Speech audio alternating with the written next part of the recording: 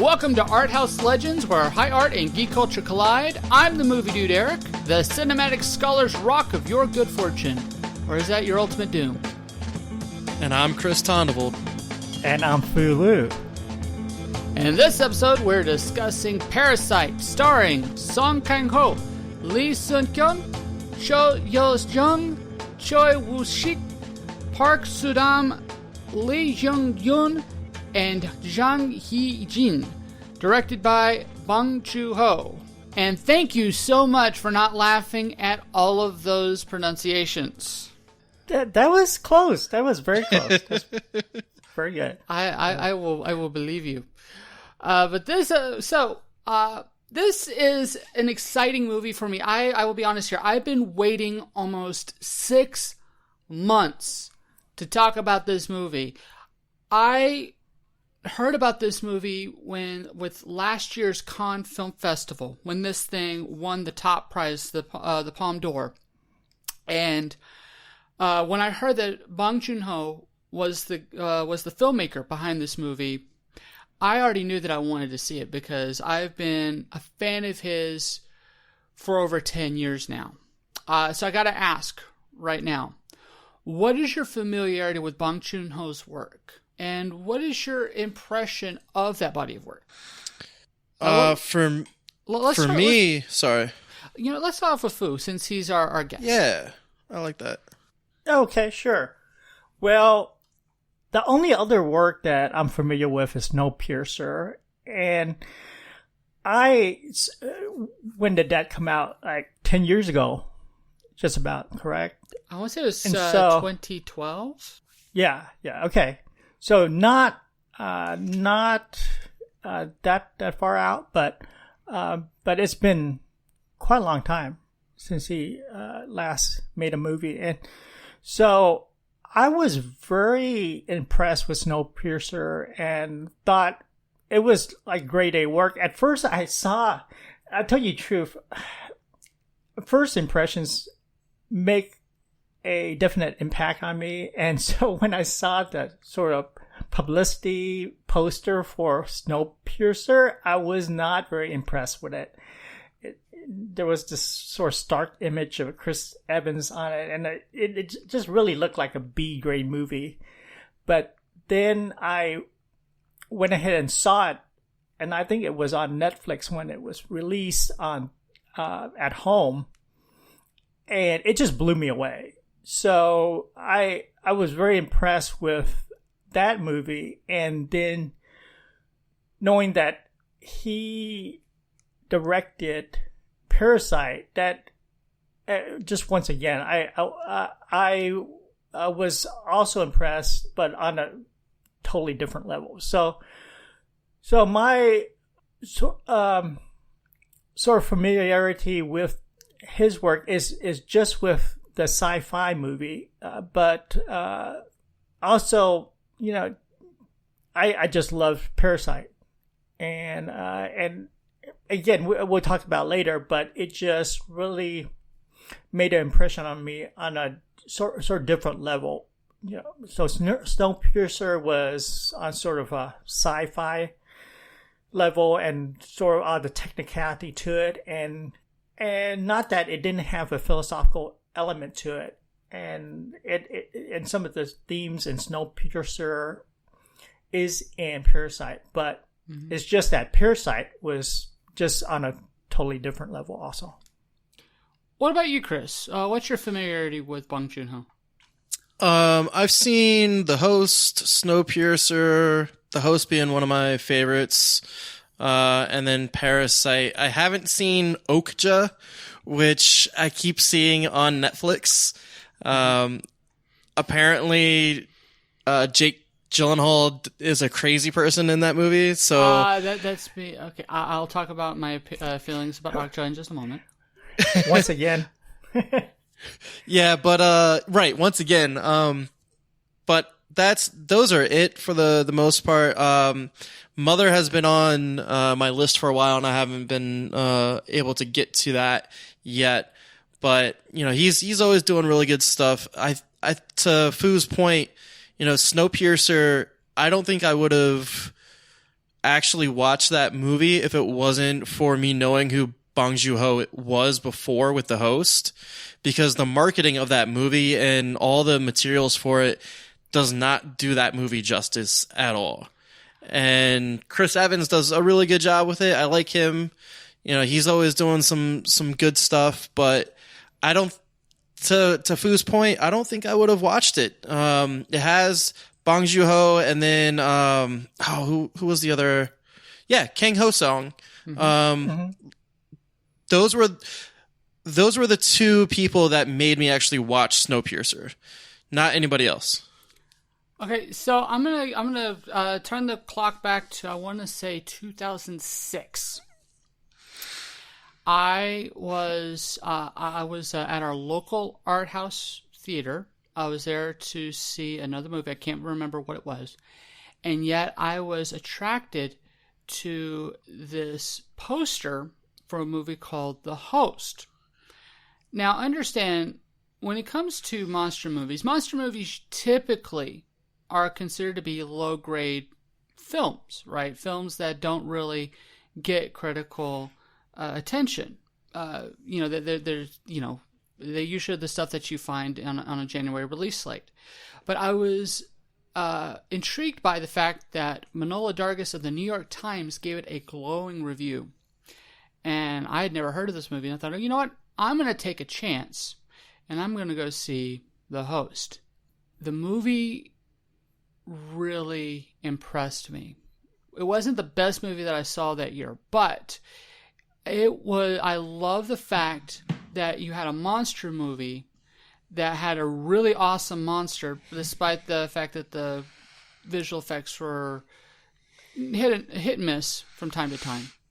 But I loved how they used the monster and how it was a story about a social situation in Korea, especially between the regular people and the military, and kind of the way that the poor are treated really badly in South Korea. And I really dug that. And so I, from that point on, was focusing on Bong Joon-ho the same way that I did with Park Chan-wook, who had done Old Boy, and who was my first real taste of Korean cinema.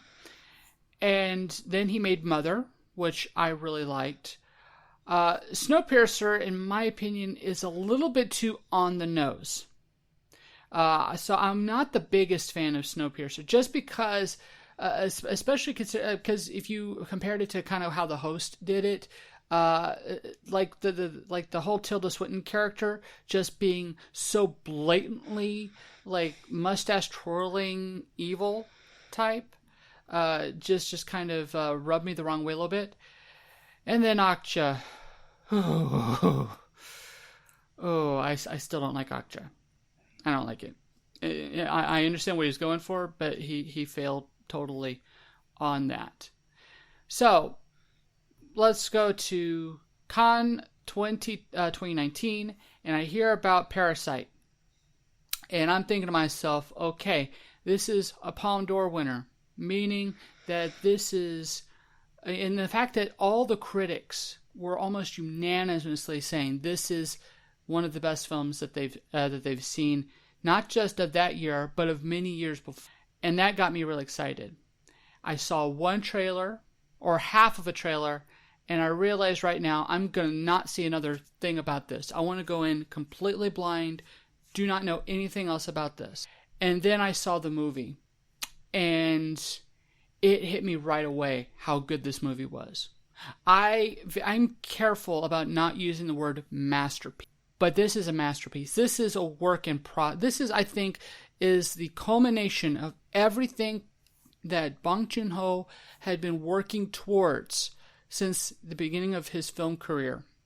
And this is a crowning achievement. This is a Citizen Kane level work. And yes, I am giving my opinion right away. I know I normally try to safeguard it, but I'm going to tell you right now, you're going to hear me cheerlead this film so hard because I've been waiting 6 months to really get into this, to discuss why this is not just the best film of last year. it was definitely the best picture. I was so happy when it won because it earned that win. And in my opinion, it is one of the best films of the 2010s. And I don't say that lightly. So let's talk about the Oscars. Now, did you see, it sounds like y'all both saw Parasite before the Academy Awards. Is that correct? No. Yes, I did. Okay. Yes. So Chris, since you did not see the film, Parasite before, were you disappointed when it won? Did you have another film that you thought that you were kind of hoping that would win instead of Parasite? No, I mean, I haven't. I saw a lot of them, but there was none that really stood out. The Joker movie was really just Phoenix being the Joker, and that was it. Like, that was the whole movie. So I didn't think that anything really deserved it. And for me, seeing Bong Joon-ho be celebrated this way was fantastic. You know, I'm a big fan of Korean cinema, and I'm a big fan of Asian cinema as a whole. So the fact that so many people were talking about this and they were all behind it, I was all for it. Like, even without seeing it, just the critical acclaim that it was getting, and these are by people that I respect as far as the reviews go, and they are, you know, fully blunt in their opinions, and the fact that they had nothing bad to say about the film made me actually super excited to watch it. And I just never got a chance because I'm not in like a bigger market, so I don't have a lot of the like little art house independent theaters that play this stuff. Mm-hmm. So it was, for me, it was a really, really cool thing to see, and a big win to see the fact that people could get over a 1-inch barrier. And there was just nothing last year that really stood out at all. All right, and Phuc, what was your feelings when this won Best Picture? I was enthusiastic. I was rooting for it since I did see it before the Oscars, and just knowing that it received the nominations got me very enthusiastic. Also, it was just really good all the way around. I think it really highlighted Korean cinema, and it's not that Korean cinema in Korea is not something done very well, but it just gave a more global aspect to the film, just by celebrating the actors and directors of the film. Yes, I was enthusiastic about it winning. And like I said, this was my number one film. I went out of my way to see this as soon as it was in my area. So my feelings towards this was, I was preparing myself for it to not win, just because, and we'll be talking about this in just a moment. But just because, the odds were on other movies. The one that seemed like it was going to take it was 1917, which was my number 2 film. So if it won, I would have been happy. But when they announced that Parasite had won Best Picture, I was on my feet. I was so happy that this film took it, that it made history as it did. And let's be honest here, Bong Joon-ho gives two of the best Oscar speeches of all time. I think we can all agree to that. Yeah. But it was one of those that I especially loved how he praised Martin Scorsese when he won Best Director. You could almost see in Martin's eyes that that he was really proud that even if he couldn't win for what was a passion project, that his influence had created a masterpiece of its own. I have no doubt that Martin Scorsese feels has seen Parasite and would probably agree that it is one of the best films that he's seen. But let's talk about the controversy right quick. So not only did Parasite win Best Picture, but it also won the first ever Best International Film. Now, a lot of people, especially in the United States, seemed to take this as an affront that this film was nominated for both categories and won both awards. Do you think that this film should have been in either or do you think that they should have both been that it should have been nominated for both? So I think that if you're going to be nominated for Best Picture, that should probably be the only category that you're in when it comes to that. I think there was a lot of international films that could have got into that slot and got a little bit more notoriety. You have something like a Portrait of a Lady on Fire that easily could have won if it was even brought up. Well, technically speaking, that was France. France chose a different film, so I would agree to an extent. I love the movie, but yeah, that was France that made that call. Yeah, and that's what I'm saying. Like, even if it was brought up, like, from its own country, that would have been something. But I think if you're into that category of Best Picture, you're not. I don't know. You can get all the other categories as far as writing, cinematography, and all that stuff, but having both the Best Picture and then Best International Picture, I think they could have done something a little bit differently. I also think that they could have had an opportunity to shine a light on something else and have it to where the Best Picture is such a heavy category that has such prestige to it. So Parasite already winning that didn't necessarily need to double down on both. And I think kind of, I don't want to say take the shine off of another possibility for the international, but I that's how I feel about it. What about you, Phuc?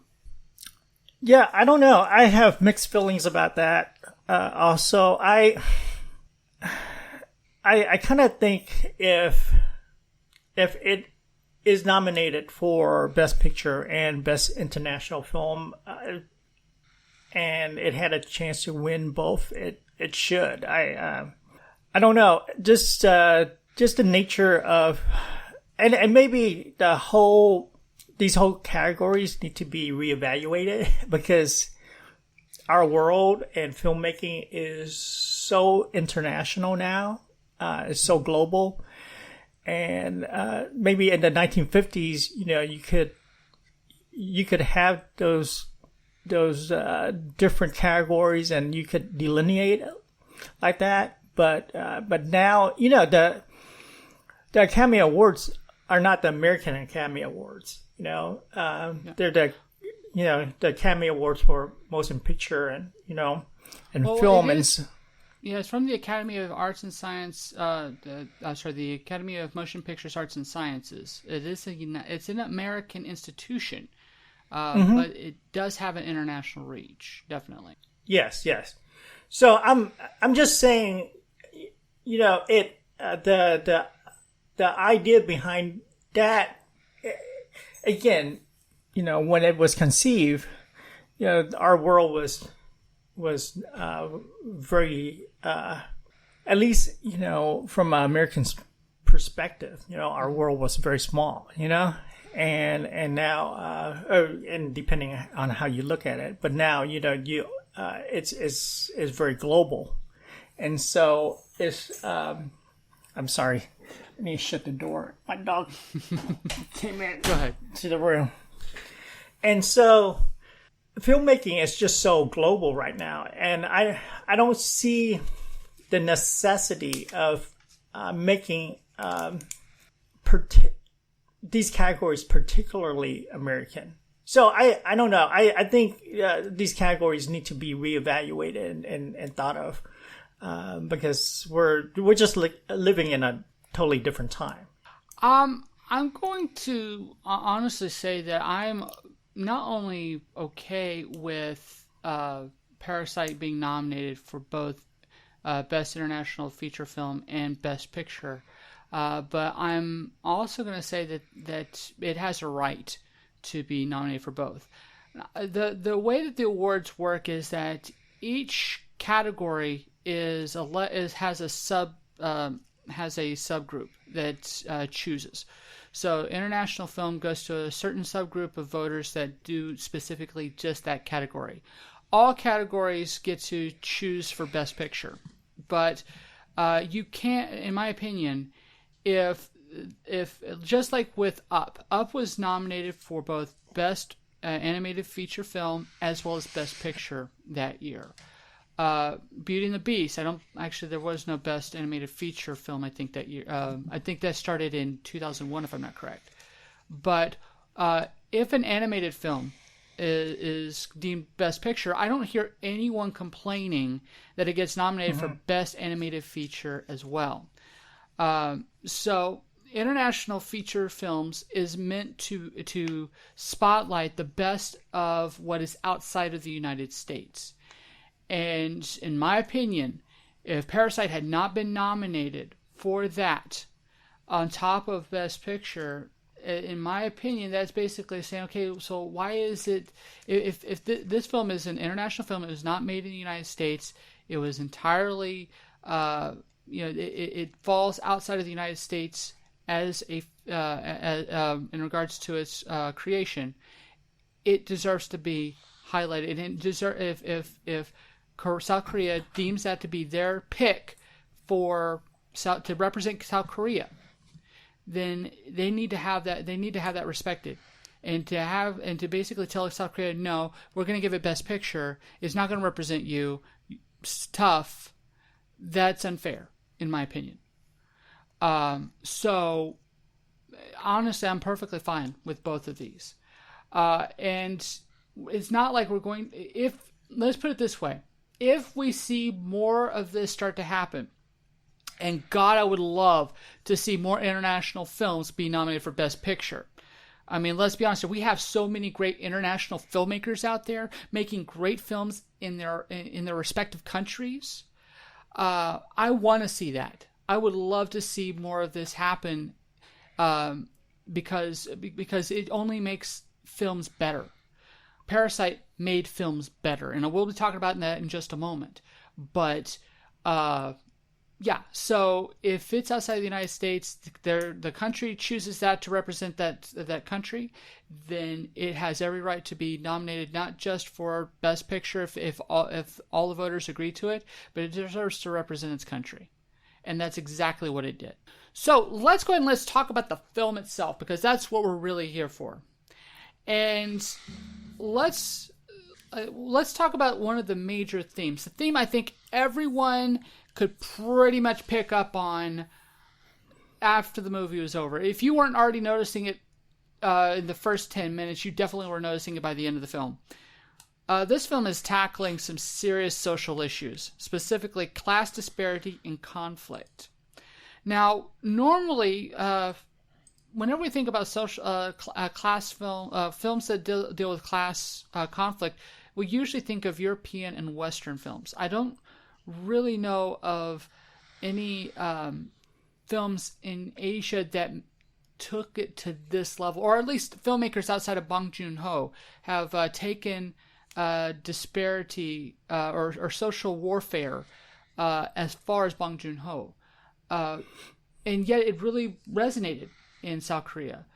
Why do you think it is? Why do you from what you understand of South Korean culture, why do you think that this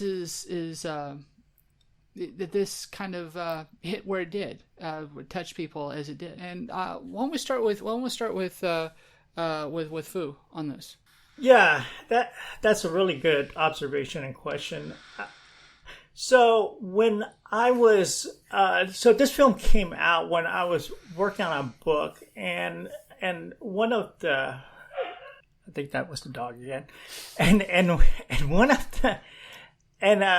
the ideas that I found myself researching for the book is this Korean idea of Han, which is a a notion. It's a sociological idea, but it's a name for a psychological state that goes back into Korean history, and this is kind of interesting for just a sort of non-academic listener.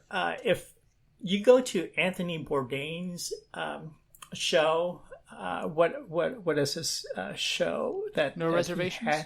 Yeah, No Reservations, right?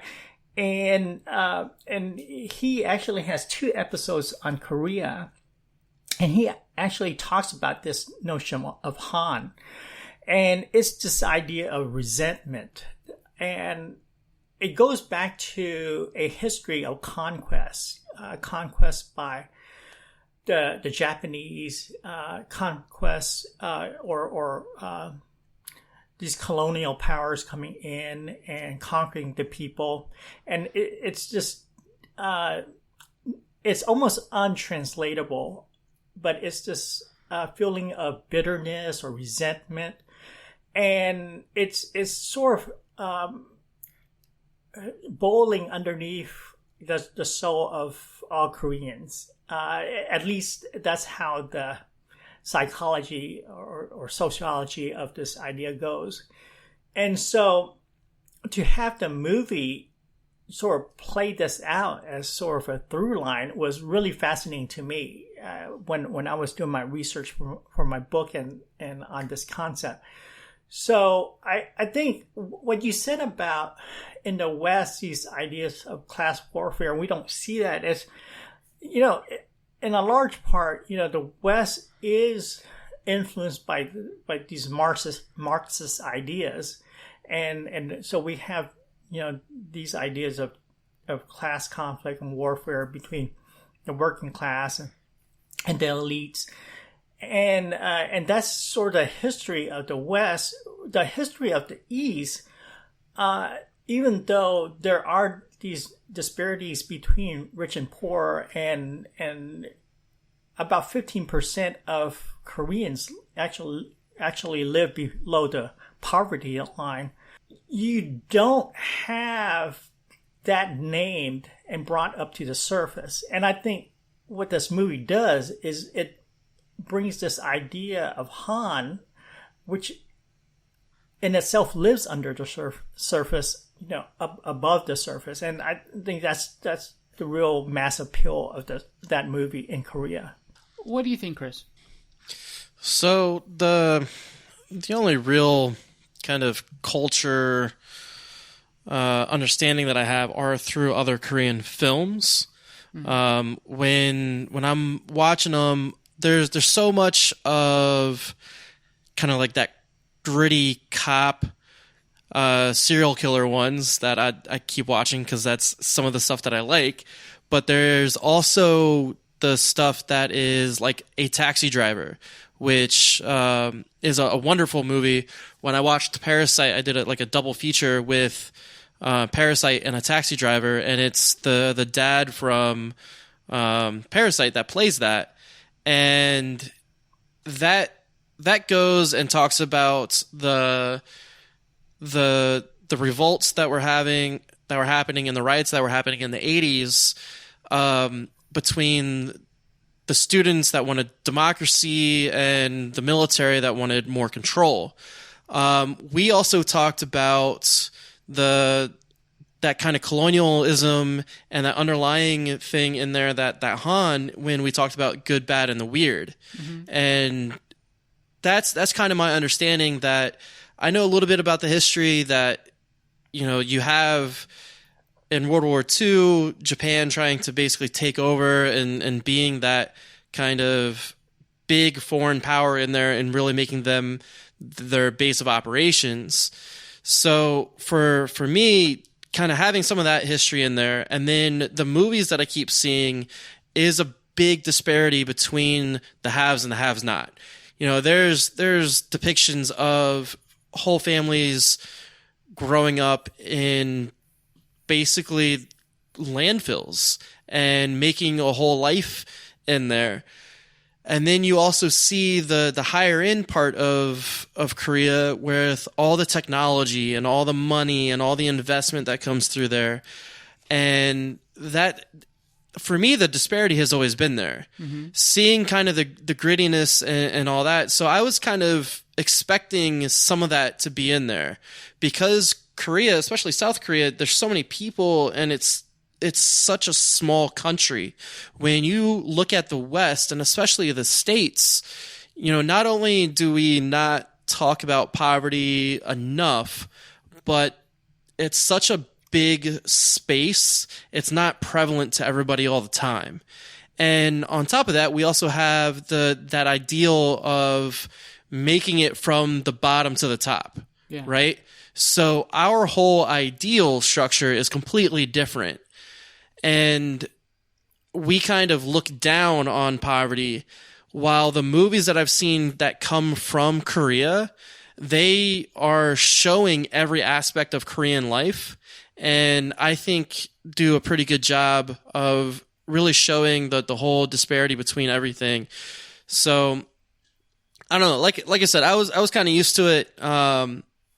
Seeing the slums still, though, and just everybody on top of each other is still just like a harrowing vision, especially compared to living in the States where everything is a lot more spread out. Yeah.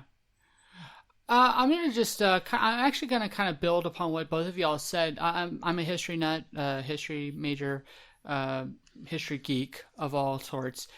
And one thing I'm going to kind of bring that I know about is the fact that Korea is a moderately young, wealthy nation.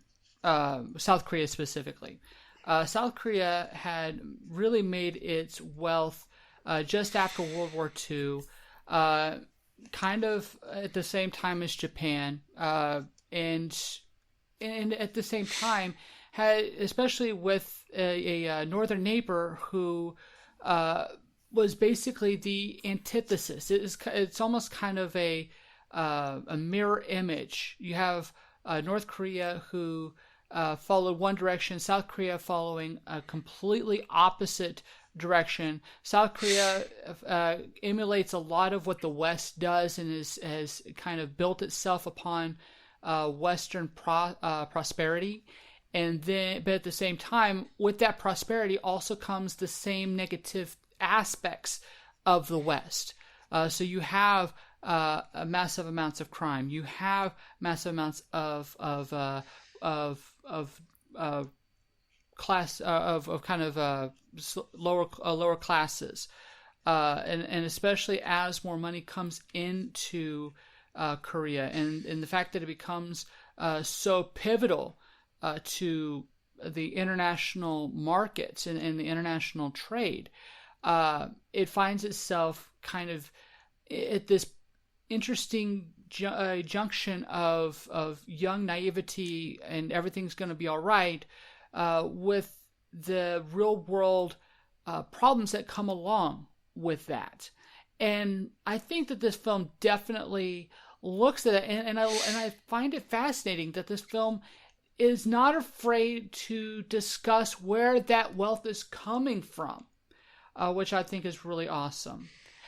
But let's go ahead and let's get into this. So the film itself is ultimately about two families. We have the Kim family, who is, for the sake of this argument, the poor family. And we have the Park family, who is the rich family. And of course we have the title, Parasite. So we'll be kind of diving into the title itself in just a moment.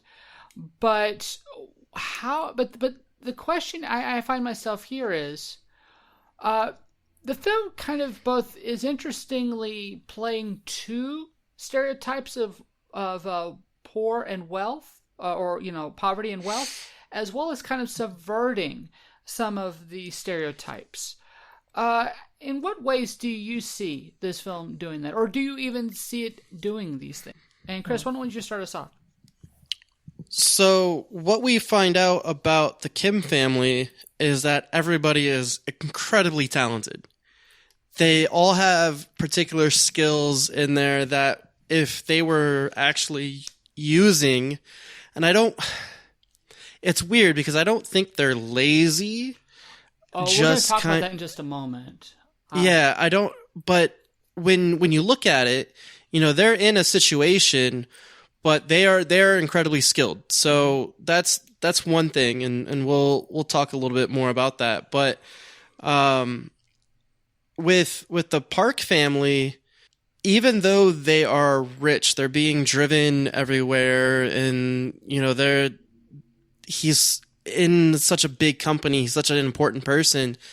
The family unit still has that dysfunction in there, and it's still like they are still showing that it is still a traditional family that has to deal with adolescence, that has to deal with your kids rebelling a little bit, and the fact that maybe the mom just doesn't have it in her to really parent everything, and then the dad is working all the time. So I think that family unit is still pretty sweet, while some of the other, especially like Western rich families, their dysfunction is something that stems and is shown through like lack of empathy, lack of compassion, lack of all this other stuff, because they feel like they've always been alienated or whatever, but they always look down on other people. So, when you look at a Western richer family, it's not that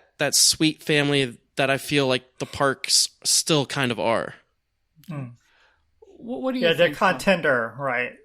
There's a kind of tenderness that the mother has for her children, and that they at least want to attempt to feel something towards other people instead of looking down on them. I definitely see that.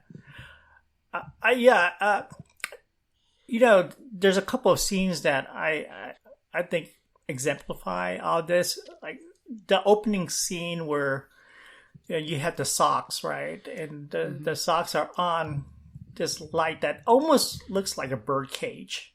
And then you have the windows, right? And then if you juxtapose that with the Park's house, right? And so you have those windows.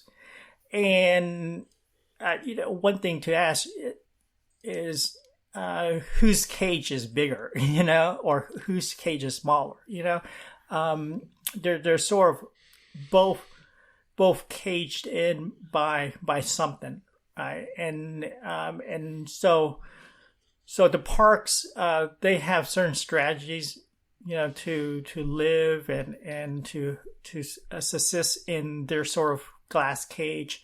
And the Kims, they're trying to sort of eke out a living in their sort of particular cage. And so, that's very interesting how sort of those two work almost together. We're always asking, who are the parasites? Who are the ones who live off of each other? Is it really the Kims are sort of parasitic? They're living off of the hosts, the Park, or is it the Parks who are sort of, they're dependent upon the Kims, and they're using, their various strategies in order to survive, it's either to survive being poor or to survive being wealthy. All right, so you mentioned that there were some scenes, and actually there were some amazing scenes at the beginning of the film, and it was the second time that I saw the film that I truly started to realize something very fascinating. The Kim family are extremely hardworking. Not only are they hardworking, but if you are noticing certain scenes, you actually find out that they actually have done some incredible stuff in their lives. So the mom was an Olympic athlete. We see the picture of her with the shot put. That requires a lot of skill. That requires, especially to be on that kind of level, that skill. You have to have, you have to have a lot of dedication, and in most instances, you have to have a lot of money in order to have that influence, right? Also, another thing that I found fascinating is that there were several times when they dropped mentions of businesses that they had that fell apart.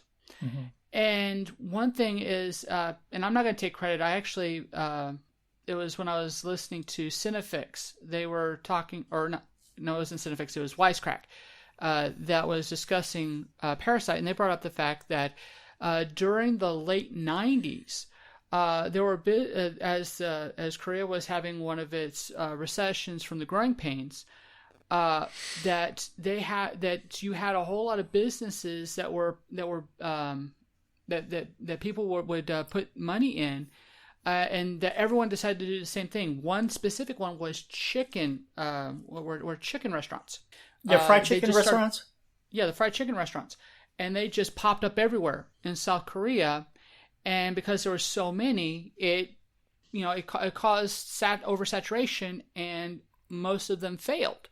And Mr. Kim brings up specifically that their chicken restaurant, which was supposed to be their livelihood, fell apart, and that ruined them financially. We know that the daughter, the Kim daughter, she's an incredibly skilled hacker and computer technician. Again, this is something that requires a lot of skill, a lot of know-how, and on top of that, she's not out there actually really committing crimes. Although I love that line about if forgery was something that you could get a degree in at Oxford or wherever. Yeah, then she should be the richest person alive, and I love the fact that not only do we hear someone say that, but we see that being done. I love the fact that when we watch all four members of this family, they are all really gifted at what they do, and so when they start to take on these roles inside the Park household, that we know that they're skilled. We know that they're capable of doing this work. This isn't they're lying for an opportunity, but they're not lying for an opportunity that they can't deliver. And that's something that I found very fascinating. And when I was watching this film for the first time, I was laughing along because this is comedy, right? One family is hiring another family who is being deceptive, but at the same time, they're doing it in a very comedic way. They're dropping lines about one another. It has all of that kind of classic comedy tropes. And so that's how the movie starts off. And I love the fact that this film changes genres 3 times in this film. It starts as comedy, then it goes into suspense, and then it ends in horror. And I love how it transitions so perfectly between these 3 genres. Because the comedy sets us up. It sets up what the Kims are willing to do, and it also sets up how the Parks are complacent in this. In a way, they don't want to have. We understand why the Parks wouldn't want to have an entire family working for them. They don't want to have, that would kind of seem really awkward, to say the least. And we understand why they're being why the Kims are being deceptive in this. We also understand that the Parks are not the bad people. Stereotypically, they're not stereotypically your terrible rich people. I don't want to call them terrible, but they are definitely tone deaf, if I can say so. Mm-hmm. The mom is kind of there for her kids. She loves her kids, but at the same time, she's kind of spacey, and she and her care seems to have a limit to an extent. The daughter is angsty, and she is kind of boy crazy, and she doesn't really want to be performing well because she's never had to. She's always had everything that she wanted. The little boy is acting out because of some prior trauma, which we will talk about in just a moment, but also because he's not getting really any the attention that he really needs from his mom or from his dad. Mm-hmm. And we'll talk about his affinity for Native Americans in just a moment, or the Park's affinity for American things, which is one thing I really liked about this film is the fact that Mr. Park is well known in the United States. We've seen his covers on, like, I think it was Architect's Digest or something like that, where we know that he's a big deal in the United States, and from what we kind of understand is that he moved back to Korea with his family, probably in order to instill traditional Korean family values to his children. But at the same time, he's also brought with him the taste for finer things that come from America.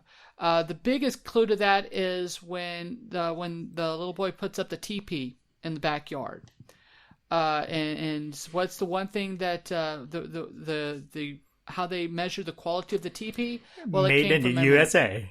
It came from America, which if that were the case, I call bullshit. I'm sorry. I'm sorry. It might have from made China. in the USA, but it more than likely came from someplace closer to the parks.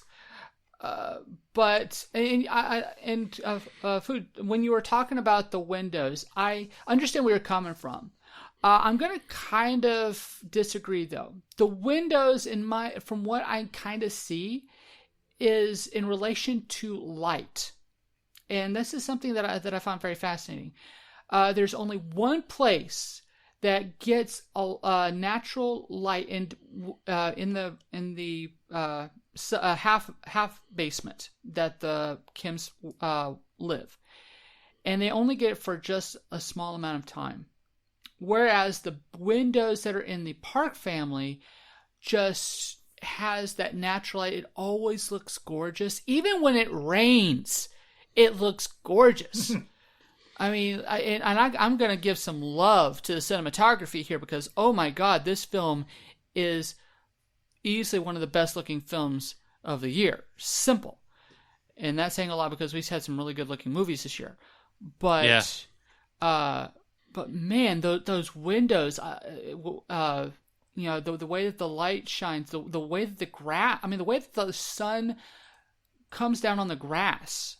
And even though it's real, it kind of has a fake element to it, just a little bit, like that too good to be real, right? Aspect, like the hedges and that cover the back of the lawn, like that there's a wall, that it's hiding the real Korea from this house, and we'll get into that too in just a moment.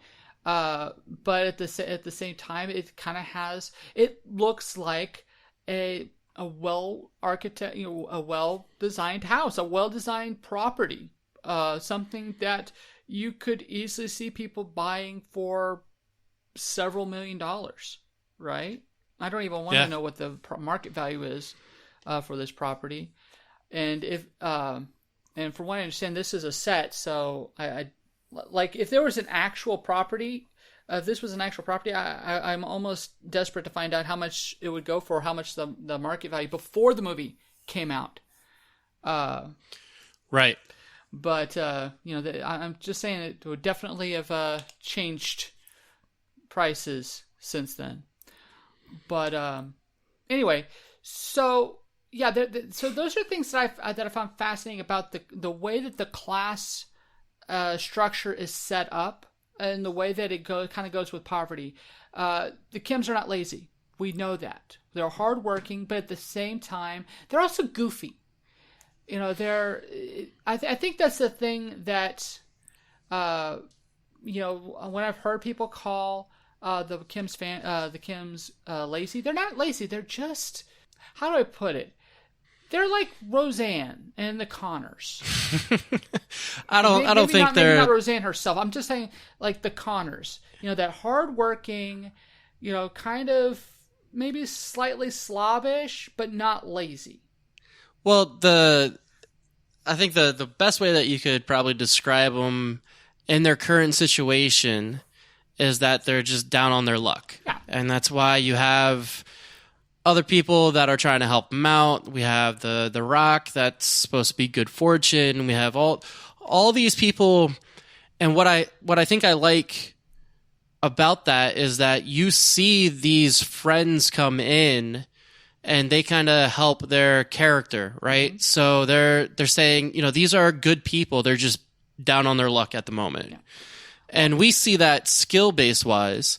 I also think that when we talk about the differences between how the families are depicted, you were talking about how great the house looks and how beautiful the grass is and, how pristine the windows are. And then the Kims are literally getting pissed on. Mm-hmm. Like that's a whole other aspect to it. And not only are they, not only is that a recurring theme for it, but they are also below even that person peeing on the ground. That just shows you really kind of like the disparity between the two. And once the plans start rolling, though, you really see everything that they have the potential for. And it could really just be like what we're dealing with in the States now, is that, we're in an economic turmoil right now and everybody's seeing hard times. It could easily be that the Kim family is happening to one of us right now.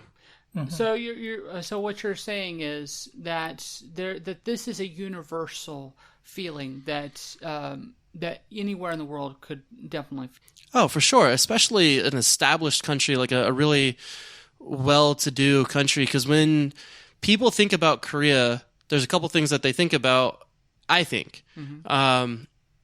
They're gonna think about technology. They're gonna think about higher-end technology. Samsung, big brand, right? Mm-hmm. So they're always thinking about that. They will also always think about, the way that South Korea is kind of portrayed is that it is just a high-end country. But they also have that idea of North Korea right there too. So they see kind of the ups and downs of it right away. And I think that's always there. It's always prevalent for them. But when you look at South Korea and you think of just technology and finance and all the other good stuff, you don't think maybe some of that bad stuff that is still happening, that poverty line where Phuc was saying 15% is below the poverty line. We don't think about that. Yeah. And we don't see that side of it, but it's definitely universal because it could, I see a lot of people that are going through some hard times right now. Yeah. Mm-hmm. And there's definitely resentment, between the haves and the have-nots, especially from the have-nots, Mm-hmm. And I find it very fascinating. One last, I don't want to beat this drum too hard because we have other territory I want to talk about. But I do want to say I find it fascinating that the Kim's son is best friends with a rather wealthy classmate, and so much so that the classmate basically gives him a dream job, right? Yeah. But that dream job isn't just because he can do it, but also because he has a staked interest in making sure that this girl that he's tutoring doesn't find herself getting in with another boy. Which, again, you could also say is kind of a class thing. It's like, well, he's a safe bet because he's poor and she, and she's too high class to be with a guy like him, right? So, I mean, so you have that kind of twist in that. But I do want to talk about, we're talking about the architecture. And one thing that I got to say about the motifs, and this is extremely, it's one of the weird things about talking about this movie is like, this movie is not very subtle with some of its motifs. And one of the most blatant motifs I think we can all agree on is the fact that it uses ups and downs. What I'll call upstairs, downstairs. Again, this is a very British thing, right? The rich live on the above ground in the upstairs. The help live downstairs, right? That's Downton Abbey. It's pretty much every British period drama you've ever seen that has anything to do with a manor. And here, the Kims live what we could honestly say is below the waterline, as we'll find out late in the film, whereas the Parks live up on the hills, where Korea really can't touch them, right? They're living on the penthouse suite in a bit, right? Right. So, what do you think about this? But then you have a basement in their house that leads downstairs, and so there's that again, that relationship between, is there, is it all pristine on the top, or is that there this underbelly that is dangerous? Yeah, what is hiding in? What is hiding in that basement of sorts? And actually, it's interesting that you bring this up right now because I have to admit when this is where the movie stops being funny, is when we find out about this basement, right? It's at this moment. This is after the Kims have successfully infiltrated the Park household, getting rid of all the other help and replacing it with themselves, that we find out about this basement. And I especially found the basement's backstory to be extremely interesting, because this basement was designed. The basement was designed as a kind of a panic room in case of a North Korean attack. Yep. And so you could almost kind of say that this posh South Korean lifestyle is still hiding a fear of North Korea. And also, the other thing too is that the real Korea is very close. You made that mention where when you go to the yard and you see that wall there that kind of blocks out, the rest of the country, they are literally being sustained by the rest of the country, by like that poverty line in there. They're being sustained and they have no idea because they don't even know what's in their own house or how close it is to them. And in a way they don't, I don't want to say that they don't care. I feel like it's one of those things that they try their hardest to ignore, because if they can't ignore it, they'll be required to do something about it.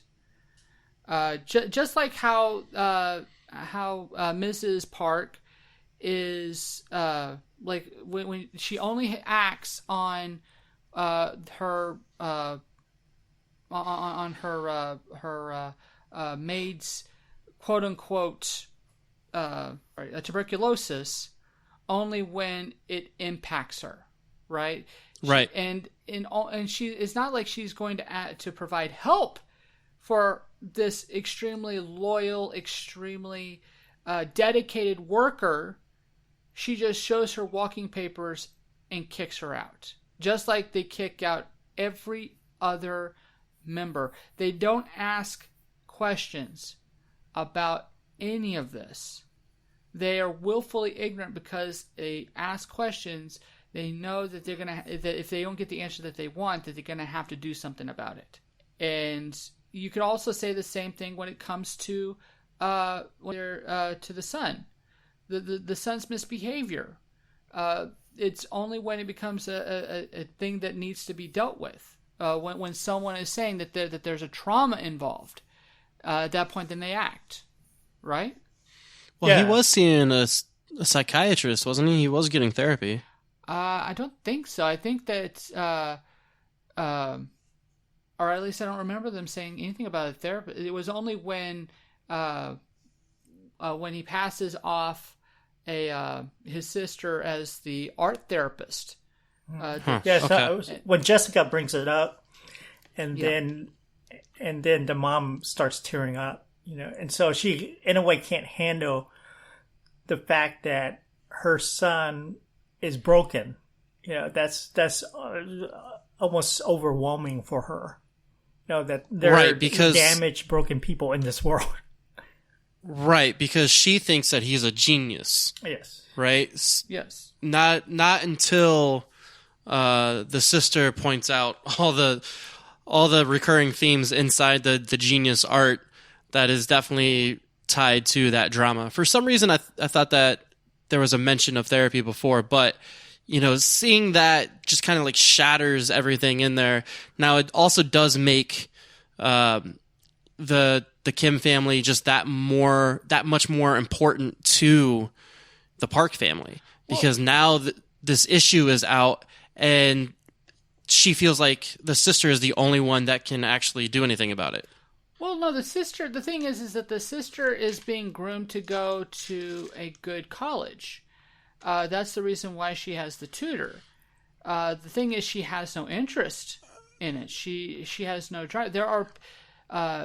She's the one that I have a feeling that Lori Loughlin would be spending money on in regards to getting her to college, right? Sorry if I bringing up some feelings about Full House or not. I don't know. But I didn't even know what you were talking about. Yeah, so you lost me there. What, the Lori Loughlin, the college? Oh, yes. Yes, I got yeah. That okay. Okay. Being bought, to go to college. Okay. Yeah, all right. That makes sense more. All right. Maybe I should have used Aunt Becky. Okay, I'm sorry. I should have. Yeah. Use their fake name. Okay, we don't know who Lori is. All right, Aunt Becky, the Aunt Becky situation from Full House. Okay, so back to Korea. So yeah, the thing is that so she's not really interested in getting to college. She has no interest in that. They're kind of ramming it down her throat, just like they're ramming this genius, this artistic genius, down the throat of their son, who is dealing with this serious trauma, right? I mean, for sure, yeah. What happened to him is traumatic to any child, and I find it very fascinating that again when we find out what that trauma actually was, I have to admit it was. I laughed a little bit, but at the same time, I also kind of hated myself for laughing a bit, right? Because when we really get to know the man who was living down there, that's hell. I mean, what being stuck in there, not being able to come out, kind of worshiping the parks, loyally, because that's all he could do. He had nothing else in his life but to worship them, and it driving him practically insane, right?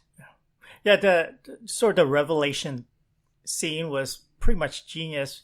Where the little kid, he's eating the cake. He's going at it like with his hands, and then he sees the man from the basement. Yeah. Slowly rise. It's just sort of going back to what you were saying, Eric, about how the not seeing, is what the parks want to do, and then but the kid, he sees in a way, right? And now he's traumatized.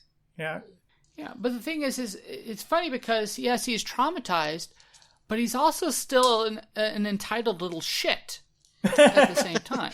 I mean, that's another thing that I love about what Bong Joon-ho is bringing here.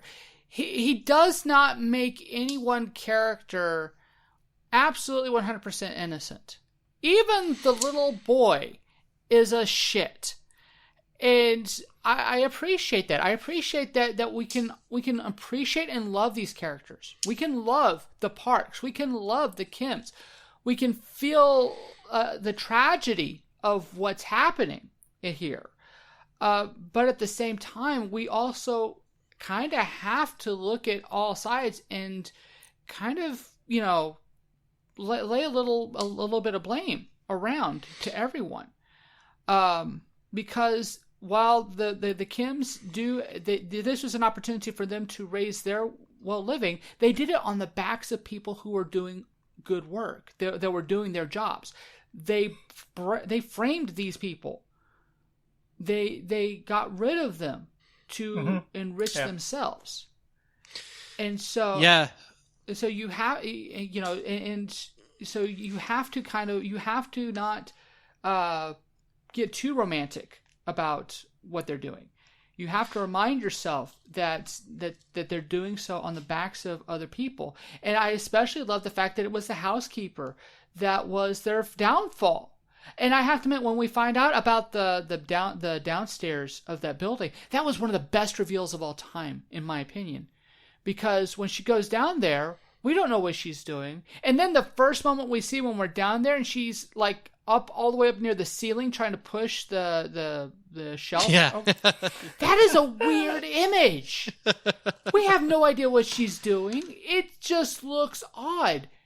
And then when we find out, then there's a real payoff to that. I mean, this movie does so many good payoffs. This movie is the perfect example of setup and payoff. Whenever it sets something up, it pays it off perfectly.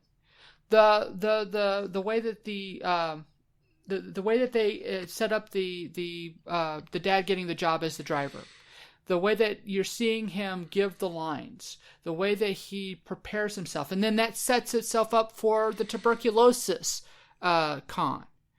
And I love how this movie flows the way it does, and it gets to the next scene, and it builds on that next scene, so that the thing you just saw is going to pay off in this next scene. In this next scene, we're introduced to the downstairs. We know that that's where the help goes. So it sets up the fact that, yes, of course, the housekeeper would be down there so often, which would mean that if she knows that there's something down there that she can use, then she will. And it pays off because it reveals that information little at a time, getting us prepared for what we're going to see next, so that when we get to that scene, and I honestly say that if the most important scene in the film is the scene when we see her trying to push that shelf. It changes the entire way that this movie goes from that point on. It stopped being a comedy and it started to become something suspenseful, because at that point, everyone's secret is pretty much revealed to the audience. Right. And so when we get down there and we meet the housekeeper's husband, and we find out about them, and there's a power dynamic between the housekeeper and Mrs. Kim, right? Mrs. Kim has the power in this scene, and then it shifts. And then the housekeeper now has the power, and the Kims are now in danger. And then we have it shift again. And it shifts for about a good 15 to 20 minutes between the two, up until the moment when which I know everyone laughed at least once when Mrs. Kim kicks the housekeeper down the stairs, because it is funny. It is funny until you hear the thud. Yeah. It's funny, and then at that point the laughter the same time. stops. Yes.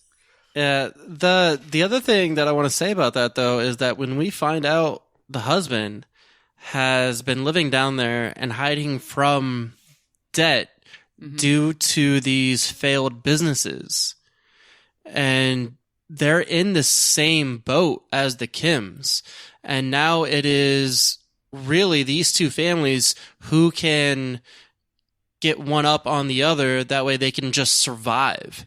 Because that's really what it is. They're fighting for the scraps at the Parks' table. Yeah. This is class warfare. This is what poverty does.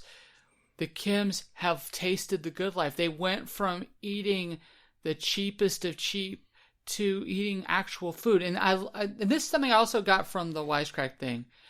Their diet changes throughout the film. When we first see them, they're eating like what, ramen or something extremely cheap, drinking basically water flavored beer.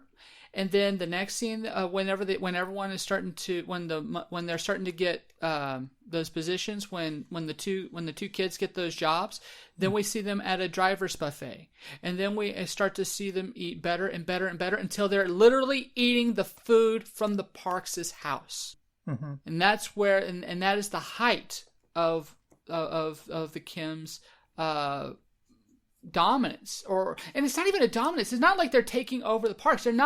They don't ever really hate the parks up until this particular point. There's a moment where there's hatred, but up until this particular point, they have nothing but respect and admiration for the parks because of what the parks provide them.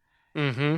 And even when they make a little bit of fun at the parks' expense, you could tell that there's still a genuine respect from this family to the park.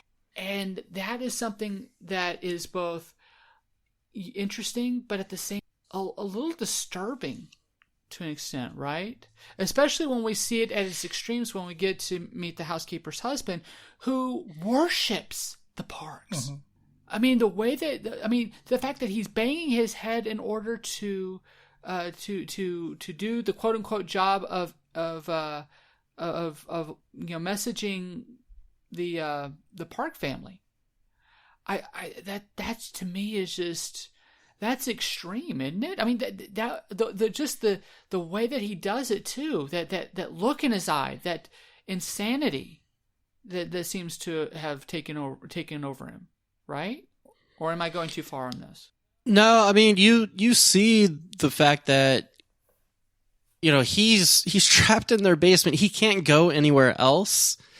And it's kind of, it is kind of like that madness, and it is kind of, his whole existence is making sure that when Mr. Park goes up the stairs that the lights go in sequence, mm-hmm. and keeping up with the farce of how actually well off they are sometimes. Because when you look at it, and this is what I like a lot, and this particular scene made it for me to where, the Parks are definitely well off and rich and all this other stuff, right? Mm-hmm. But they still are rich off the back and off the work of those around them. Yes. And, it is, I think it's a really good scene in there to really drive that point home where the husband in the basement, it's Mr. Park isn't getting, the lights aren't working because of automatic sensors and fancy technologies. It is. Go ahead. I'm sorry. No, you're good. It's always been the husband in the basement. And the funny thing is it was only on the second time around that I only noticed that it was only when Mr. Park came in that the lights did it. It didn't do it for anyone else. That was so subtle. That's like, there's so many not so subtle hints at what this film is going for, that when you actually get one that's really subtle, and there's a lot of them that are extreme. I think that I missed some, to be honest, but the ones that are extremely subtle, it's flavor. It's that sirloin on top of the ramen, right? Mm-hmm. Yeah. Yeah, and yes, we're gonna get to the ramdon. I actually made some the other day. So. Oh, did you? Yeah. I had never had it before. So I went to H Mart, which is the Korean grocery store here in Houston, and got some. You have to get 2 different packets of ramen, and then get the sirloin, and so it was good. I thought it was sort of a different taste for me, eating even high-end ramen. It was sort of, and it's very curious because it almost had a very artificial taste on one level and a very savory taste on the other level, with the richness of the sirloin steak in there. So it was very strange to me. And I'm gonna talk about the cinematography here, because that looked delicious. Like, I was hungry. I was all for it. It was one of those things that I when I was watching it, I was wondering, man, that looks expensive. And then to find out, no, it's actually something you can actually pretty. I mean, you get the best quality ingredients, absolutely, but it's something you could make at home pretty easily. Although the fact that she was able to make it in 5 minutes, like, wow, that was impressive. Yeah, if you have all the ingredients on hand, fast. you could make it in 5 minutes. But yeah, because it's just the steak and the noodles, right? Yeah.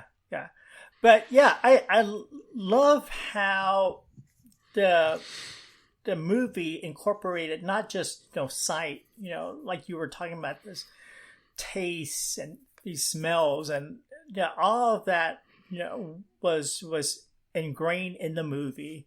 And again, it added a sort of different level than let's say Snowpiercer, where you get snow and it's cold, and but you get this idea of or just the smell of Mr. Kim, when yes. Mr. Park's talking about Mr. Kim, or the kid saying that the whole Kim family, they smell the same, or all the people smell the same, or just all these different elements. Yeah, I just think it just brought the movie to just another level. It just enhanced the movie.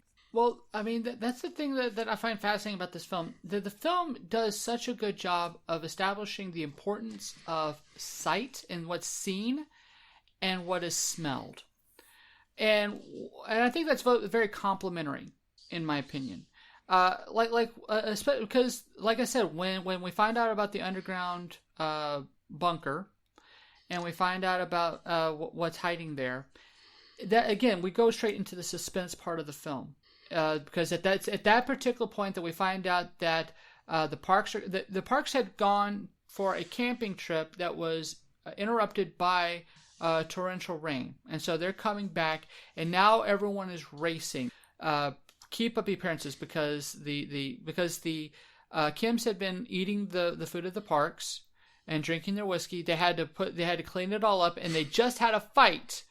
This knockout, drag out, brutal fight with the other family, and so they're hiding. It's not even that they're cleaning it up; they're hiding it for temporarily, so they can keep up the appearance. And they do a really good job of cleaning this up. But the one thing that they couldn't get rid of is the smell. And I love that, because the thing is, they can hide things. They can provide the facade of the appearance of things being right, but their smell is the thing that kind of gives them away. They're still oblivious, but their smell is still there. And especially when we hear Mr. Park talk about Mr. Kim's smell, that was disgusting. That was the moment that I kind of hated Mr. Park, because that is, but at the same time, it's also something that everyone has that thing that they would never tell anyone in public, but that they would just kind of, just something that would bother them, that they could tell like a loved one in confidence. And so, you can kind of understand it, but it was still awful. It was still something, or a terrible thing to kind of let out, right? And so, and I love the fact that we're on Mr. Kim's appearance. Feeling it really hit him, especially considering that he, in a way, felt like he was right, Mr. Park. Right. Mr. Park trusts him, and this brings us to the last aspect of the culture conflict that that's definitely gonna take part in the last part of the movie, which is, you might think they're your friends, but they're not your friends. That the distance between the higher class and lower class is always going to stay there, because the rich want the poor to be in their place, and that's something that Mr. Park says flat out, right? He even says it straight to straight to Mr. Kim's face, or to the back of Mr. Kim's head as he's driving. It's like, your place, where you're supposed to be, And Mr. Kim is okay with that until he finds out that his smell is something that disturbs Mr. Park specifically. That friendship is a facade. It's a kindness of sorts that Mr. Park is bequeathing him, but that his true feelings about is something more. What's the word I'm looking? Yeah, you have an idea of the word I'm not professional, so to say, but distant. That the Parks don't care for the Kims. There's no real genuine. Yeah, and I think this gets kind of lost in some of that industry, and it is unfortunately kind of like the harsh truth about it is when you are someone's driver, someone's maid, someone that is whatever that kind of intimate position is, that you have to still remember that this is still like a business and you're working for them. There are going to be times, and I think the movie does this really, really well. There are times where you get flashes of an actual relationship with this person. So when Mr. Kim and Mr. Park go and buy all the toys for the little dude, he's thinking that he's actually part of the family, that they're not only are they getting ingratiated as far as work goes and the actual life goes, but now they're starting to become more friends to these people and they can feel it. But if you don't remember, because you can get lost really easily into this, and you see this in bigger companies, you see these with personal assistants, you see this all the time, where you're going to be sharing intimate moments with these people because these people are looking for you as a trust, as a confidant. But these people still know that distance and still know their place, which is below them. And it's always below them. And it is, I'm paying you to service me.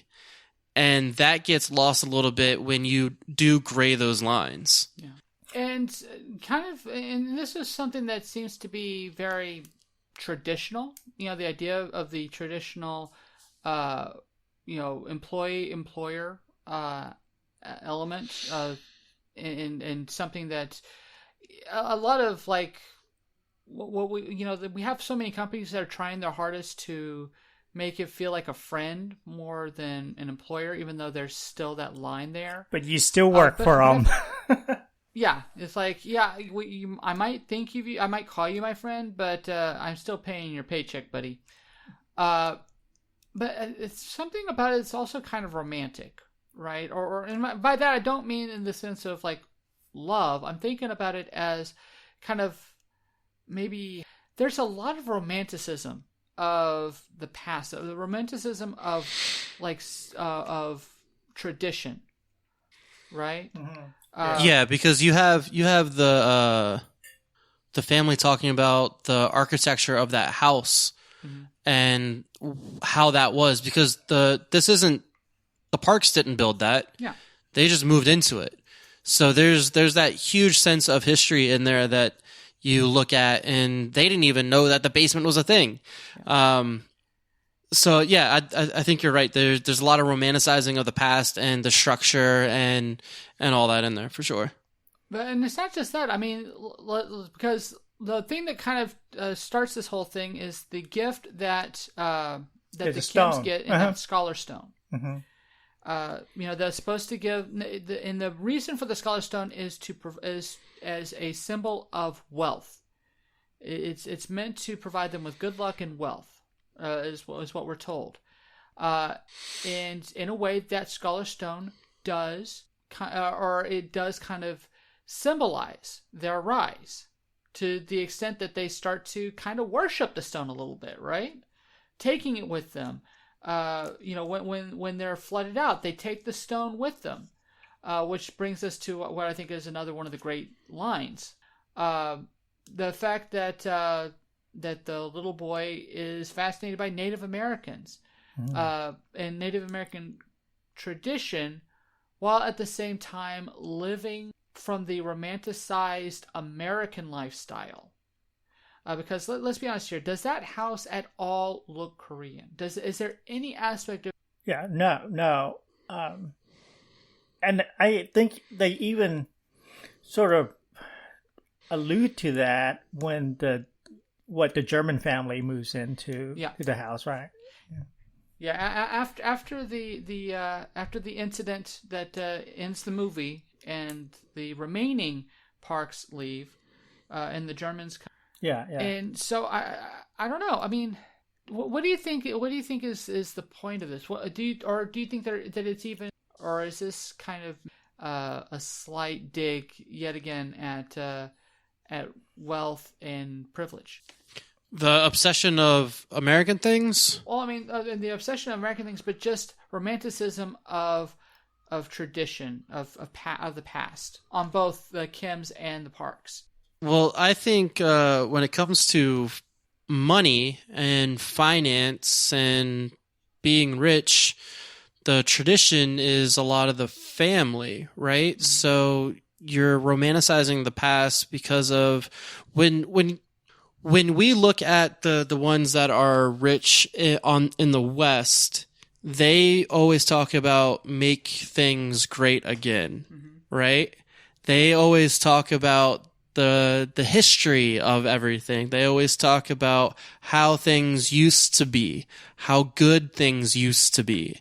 And I think that when it gets to that level of wealth, you have kind of that romanticizing of looking up to the people that did it before and trying to better them, or try to be better them, but also be part of their club at the same time, if that makes sense. Oh, that makes sense. I mean, that's a traditional American value, though. The idea of you start at the bottom and you work your way up to the top.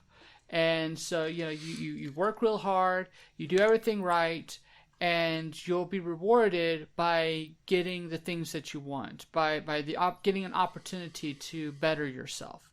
And in a way, that's the ideal. And while some people do get that, those are the exceptions, right? In fact, most people don't. Most people are pretty much kicked to the curb, beaten after they've been taken advantage of. Unless that's kind of what the way that this film is approaching it, right? Yeah, the Kims, they're always dreaming. So in one way, they are looking back and sort of trying to escape their disappointments, right? The father is, when they're lying in the gym after the flood, he's saying, you can't dream, you can't have those hopes, it's gonna always disappoint you. So the father, he knows in one way, the past is gone. You gotta move forward in a way, but then the way in which they do so is they daydream a lot, So the son will daydream about being married to this rich girl, or the Kim family would daydream altogether about living in that house, and and what kind of relationship they can have with the Parks, and et cetera, et cetera. They're always trying to, in a way, escape their past. The Parks, they have this romanticized relationship with things, American things, or which with whatever things that come in through their lives. They have a ideal about how they want to live, right? And and the way in which they want to live. And it's not, in a way, particularly a Korean way, or a particularly a relational way, in terms of their family, And in other words, Mr. Park, he, and I find this really funny. The sex scene that we have in that movie, You know, They're lying to themselves. Yeah. Yeah. So they're playing a different role, you know, and they're the ones on top while the Kims are below again. And yeah, but what I find fascinating is that they're fantasizing about being like prostitutes and drug dealers. Even, to be honest, even lower than the Kims in status, right? To them, they're fantasizing about being of lower class, even though they're doing so in this really rich house, on this really expensive couch, in really expensive in really expensive pajamas, watching their spoiled brat live in a teepee in the middle of the rain, right? In South Korea. And just imagine being the Kims hiding underneath that table, hearing this, knowing that this is your boss that is talking like this and acting like this. I mean, this is very interesting, to say the least. And it is very suspenseful, which I find very fascinating. And I love the fact that this gets us to the finale, which is that in order to help this little boy kind of deal with his trauma, which is according to the art, quote unquote, the art therapist, they're going to throw a party, a Native American party for this little boy, a kind of a secret party, because this kid apparently sleeps like a teenager. Or I don't know, but the thing is that so they're going to put this party together. The Kims, who had successfully been able to get out of the building and then go back to their home in the same torrential rain that brought the parks back, has flooded them out. Everything that they own is practically destroyed because of this flood. The same flood that was quiet and peaceful and perfect, if you can call it that, up with the rich people, is flooding people out, is causing a lot of people to have to kind of find shelter in a gymnasium. And and of course the parks now literally smell because they now have flood water all over them. Yeah, so before I forget, one thing with the flood that I really liked, so it kind of, when you were talking about that setup and payoff, earlier in the movie, you see the fact that the toilet is even higher than the Kims. And that's kind of what I was talking about earlier, where they're getting physically pissed on by just some random dude and now shat peeing on in the alleyway. You could say that they're being pissed on by God now. Yeah, and that kind of shows you how low they really are. Mm-hmm. And I just really enjoyed that.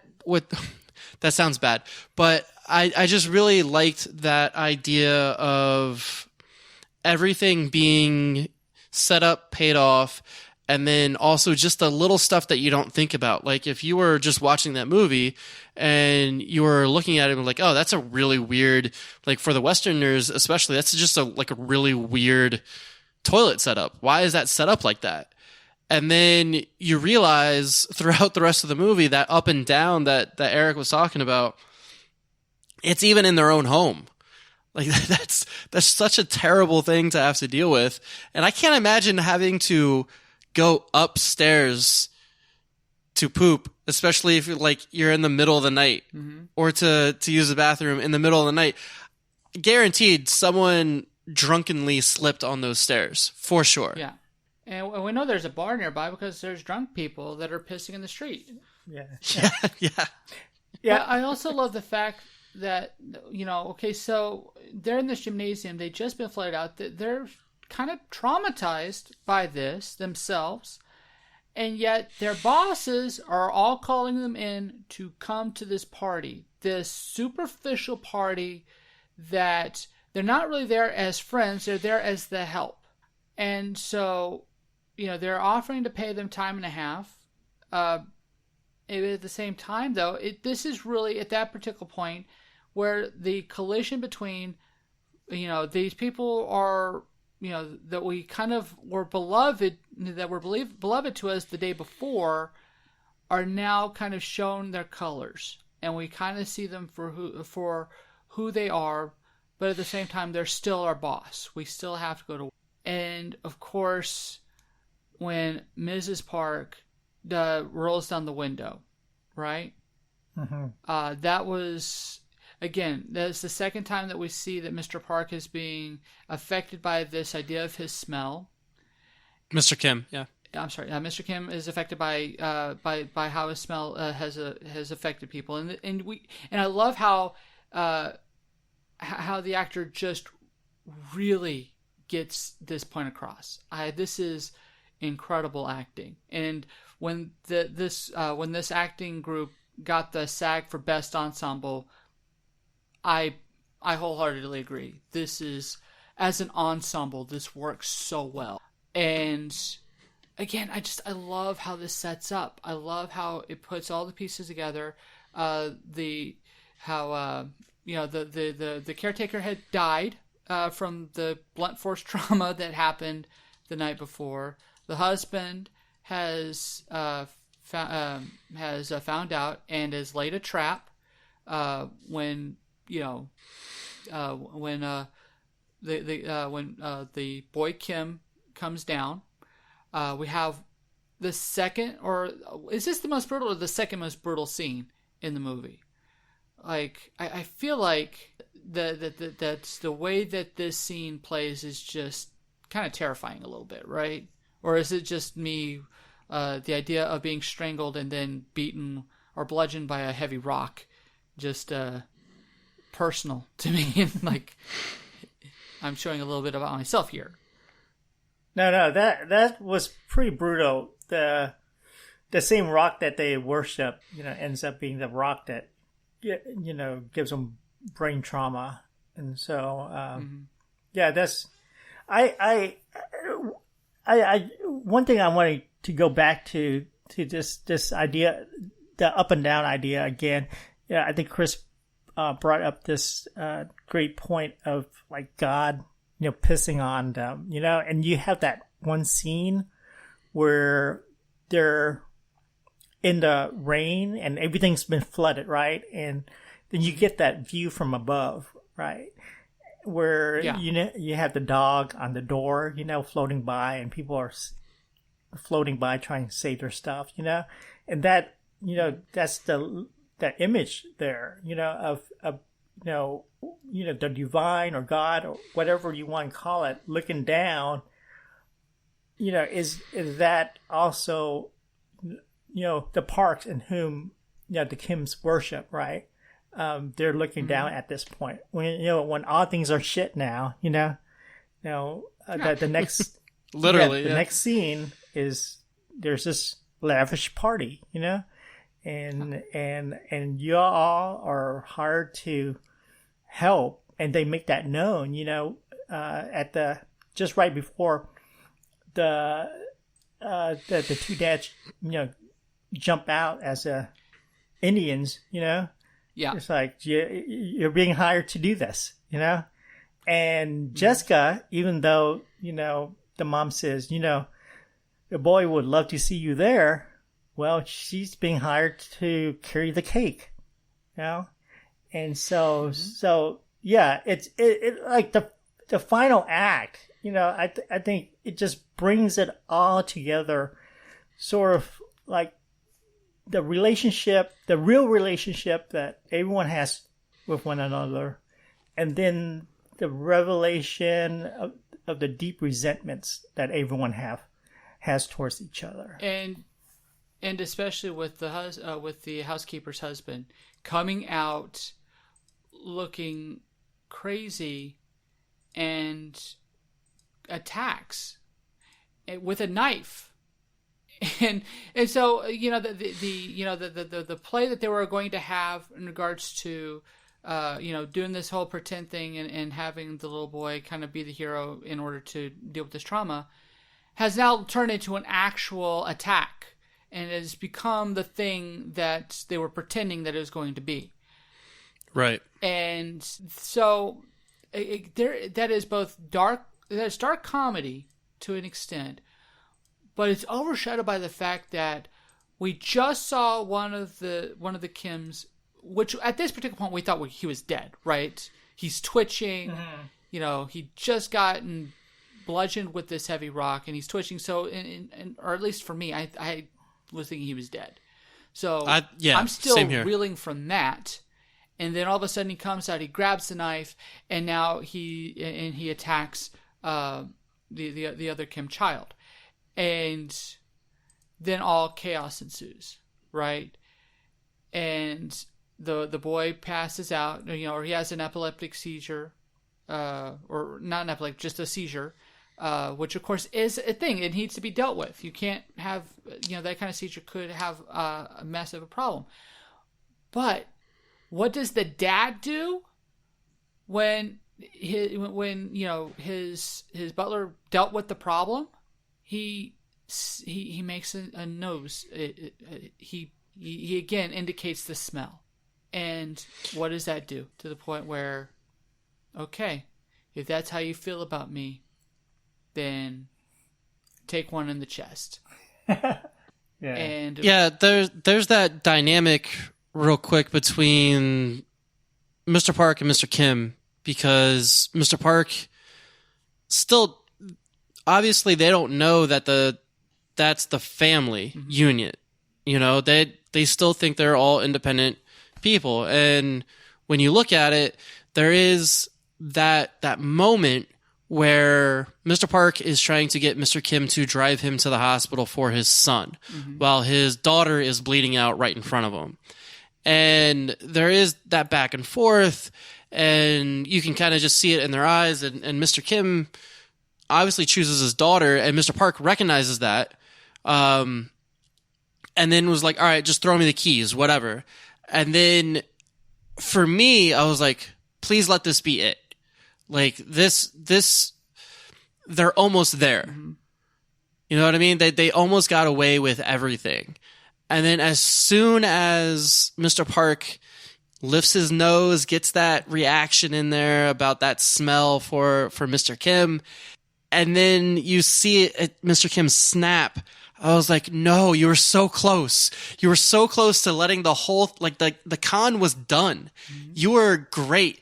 Not only did you save someone, you were there while everything was happening. It would bring you closer together, and now you're stabbing your benefactor. Please, no. You were so close. You were so close to the finish line. That's like stumbling over the finish line right before it. But at the same time, though, his daughter was, and that's the thing. That's why I love about. God, I feel macabre saying this is what I love about this movie, but the way that this movie sets up all these people. And so it comes down to a choice that Mr. Kim has to make. Does he go on with the facade, which he could do, even though he now has a wife that is completely devastated from watching her daughter get murdered? He's still reeling from the fact that his daughter got murdered. And he sees that his son is being dragged out of the house completely, for all we know, is pretty much dead. And in that moment that he has with Mr. Park, and all it took was that one thing that we had seen before, almost maybe 3 times at this. And so at that point, that signals to us, the audience, we know what's going to happen next. Or we know that this is not going to end well. I don't think anyone expected him to take a knife and put it in his chest. But we knew that it was not going to end well at that point. Because that is the final straw. And that is the power of Bong Joon-ho as a filmmaker. He did such a good job of setting that scene up, setting those moments up perfectly. So that when we get to that moment, it signaled to us we know what's going to happen. We just don't know in what way is it going to happen. And I want to talk a little bit about the sound effects, because I mentioned that, you know, when the housekeeper's head hits that concrete, that was brutal. That sound shut up everyone in my theater twice. Both times I saw it in theaters, it shut the audience up. They were laughing until that sound, and then silence. And then hearing the knife, shrak, just that clear knife sound, just drove it in. No pun intended. And that is what's really amazing about how this scene sets itself up. And then, of course, when he runs away. And I'll be honest here, if the movie would have ended here, it would have been great. But it decides to give us an epilogue. And the epilogue is the thing that made this in. Because, let's be honest here, the idea of Mr. Kim taking the place of the housekeeper's husband being locked in that room. Yes, he was able to escape justice, but at the cost of being a prisoner in a house of the house that, while his son and his wife have to deal with the consequences of their action. His son has permanent brain damage, and then his son finds out that his father is still stuck in that house.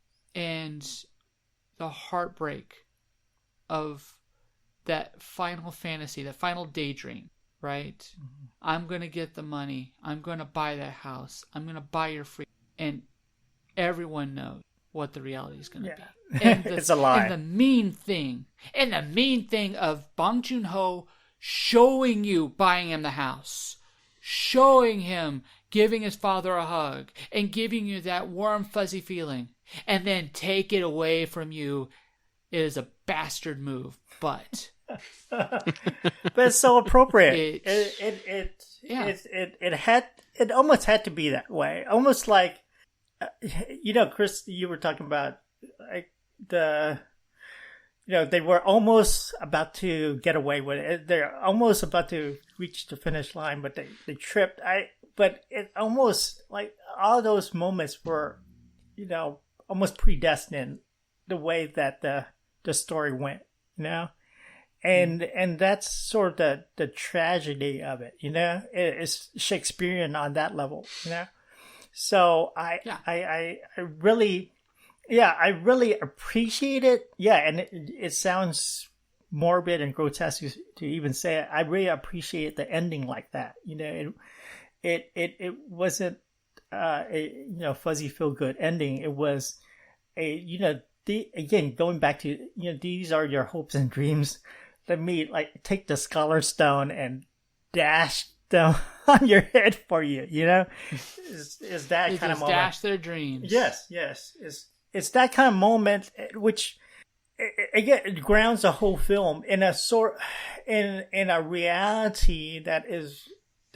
Yes, it's not reality. It's fantastical in a lot of ways. It's a comedy, like you said, and it's thriller, and it's all these things. But then it's grounded in a present reality where this is the plight of some people, some Korean people. This is the plight of people living in the U.S. Some people. This is plight of some people living in the world, and so that again it doesn't look away, it wants us to look at. And I think that's the beauty of this movie. This is a movie that is intended to leave you with thoughts and images and feelings that will stick with you, and at the same time it's still entertaining. I've seen a lot of movies that have informed and have given me thoughts about the way the world is and the way I want it to be, and the way that maybe my dreams are not important as opposed to other people's dreams that are dry and are really kind of like really pointing that finger at you. Parasite is an film. It has really good comedy. It knows exactly where to put the tension, and the way it releases, especially at that ending, just gives it that feeling of you can watch this and enjoy it, while at the same time taking in the message that Bong Joon-ho had intended. And that, in my opinion, like, there are filmmakers that I've been paying attention to and watching, and that have been considered to be some of the greatest filmmakers of all time, that have not been able to achieve this level of mastery of being able to tell a message with the entertainment factor that Parasite have. So Eric, would you call this a art house legend? Well, that's the point of the show. Like I said at the beginning of this episode, I'm gonna fangirl the fuck out of this movie. When I left this movie, I couldn't stop thinking about it for 2 weeks. Wow. And the thing was, I had seen it early enough I couldn't talk about it, and I didn't want to say a word because I didn't want whatever I said to affect anyone else's ability to. And one of the things about Art House Legends that I love is that I expect people to have seen this movie before they've watched this episode or that listen to this episode, because I want them to appreciate what. I don't know anyone who didn't appreciate it. And I know that there are some critics that have given it not so good reviews, but you can't say that it didn't get its point. Maybe a little bit ham-fisted for some people. Maybe it maybe a little bit not. Maybe it needed a little bit more subtlety for other people to appreciate. But what I love about it is that it aimed, it fired, and it hit. Or at least for me, and for what it seems like, even people who have never really seen a South Korean. I mean, it came onto Hulu about a week ago as of this recording, and it already has become the most downloaded thing on Hulu in just 1 week. And part of it is the appeal factor. They want to know why this movie got the love that it did. But even with that, even like a week after the movie won Best Picture, it went back to theaters and it doubled its intake. This is a movie that the idea of the Academy Awards, even from its inception, was to draw attention to movies that didn't get enough attention, to an extent, or to celebrate films that people have loved and give it a little bit of authenticity. Of, yeah, it's a great movie, not just something you like. Parasite did that. It was a movie that filmgoers who had seen it were praising, while at the same time those who had never seen it were intrigued. And when it became available to them, they went to see it and they respond. And not only did they respond well by watching it, but even on IMDb, it is now the number 27 film of all time. A small little indie film from South Korea is up there with the likes of The Godfather. And you gotta appreciate that, or at least respect it at the very least on that level. Right? For sure, yeah. I don't know. 27 of all time is pretty strong, considering it hasn't even been a year, I think, that it's been out. Well, but yeah, go ahead. Go ahead. No, go ahead. I make my top 10 list, or my best films of the decade list. And when it comes to the best films of the decade, I tend not to put any movies from the 09 or the 19 of that decade, because I would like to be able to really think about the movie, or at least see how it ages in my mind, because it's very easy for you to fall in love with the movie and then in 2 or 3 years it doesn't really land anymore. I put Parasite on my best of the decade list after only 2 months, because I already knew that this was a masterpiece. This was Bong Joon-ho taking everything that he's learned from his other prior films and developing an idea so well and so perfectly that fit his sensibilities, while at the same time telling something unique and different even for himself. He has never made this movie before. He's never made this type of movie before. And yet it takes all of his sensibilities. In my opinion, this is the Schindler's List of Bong Joon-ho. This is the Citizen Kane, which, okay, well, that's a first-time filmmaker making his movie, where this is a skilled filmmaker. but it's still the same thing. It is the culmination of skill and craft, and it is going to outlast Bong Joon-ho. This movie is going to be what he's going to be remembered for the rest of his... I'm not going to say that he's not going to make other great movies, but when you make something this good, everything you're going to make after this is going to be judged by that level. And by that level, it is probably not going to meet that expectation. That's why having a series... we've already... Oh, sorry. I was going to say, that's why having a series that parallels this movie is not a great idea. I think it just should stand alone by itself. And there's... I don't know, man. You want more. So yeah. I'm a big fan of Fargo. And I'm a big fan of Fargo, the movie, and a big fan of Fargo, the TV show.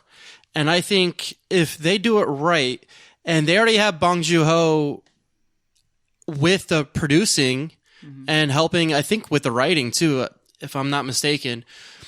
But if they even do like the same kind of idea, but with different families or whatever, because with the Fargo series is that it's like an anthology series where each season is a little bit different. It's not the same cast of characters every single time. And I think they could do a really, really good job with it and keep it going and keep pushing the envelope of what these overall ideas can be. And I'm excited for it because if they can get Fargo, which is such a weird movie by itself and such a really great self-contained story, if they're able to make that into what I consider, like, the first season is amazing to me. I agree. And you know, they did such good work expanding out a little bit of the story, going back into it, giving a little bit more details, giving a different perspective here and there. I think that they could really have something here, especially if the original creator is already on board to do this. And that, to me, that means that there's more story to tell, and he can tell it from different perspectives. And honestly, the thing is and this is what I say about, especially like the DCEU in this sense, because no matter what, Parasite is still, no matter what the limited series is, unless we're talking about kind of a MASH type thing where the series becomes bigger than the movie, the movie's always going to be there, and it's always going to have that, it's already made history. Mm-hmm. Simple as that. No matter what happens to the series could fail and then it'll just disappear. The film is not. That said, though, I am hesitant to get excited just because I love this movie so much. And spoilers for anyone who listened to our Fargo episode, I'm not as enthused about the movie as I was the show. I love the show. I'm willing to see where it goes. I'm willing to at least kind of, be surprised. I'll allow that. That said, though, I do love the fact that Bong Joon-ho is here, and I have a feeling that he has more to say on this. I feel like he put in all the ideas he could in a 2-hour movie. I think he has more to say. I think that his filmography shows that he has a lot to say about class disparity, and HBO is going to give him the opportunity to make this one. If he were to make Parasite as a series, he would get this. And understand that he actually intended Parasite to be a theater experience. It was supposed to be a play. It was not meant to be a film. And it was only when he realized that in order to get the vision he wanted, that he had to make it as a film, that it became this. But there is one last question I want to bring up before we bring this to an end. What do you think the impact that Parasite's going to have on the visibility of Korean cinema around the world? Do you think that this is going to have any impact on the types of films Korea will be making from now on? Go ahead, Phuc. I would hope that people would want to watch more Korean movies and sort of expand their horizons a little bit, more than just listening to K-pop. So I do.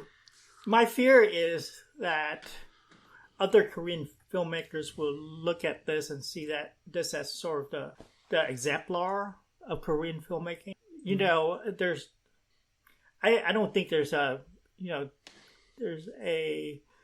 sort of American film mode that you can say, you know, this is an American film. I would hate to see that. I think there are different Korean filmmakers. So I would love for there to be a wider audience.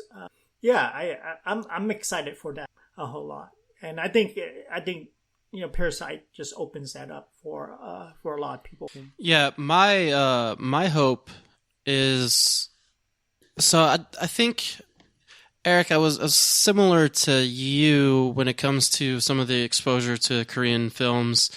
I can't remember if I saw Old Boy or The Host first, but that was definitely one of them.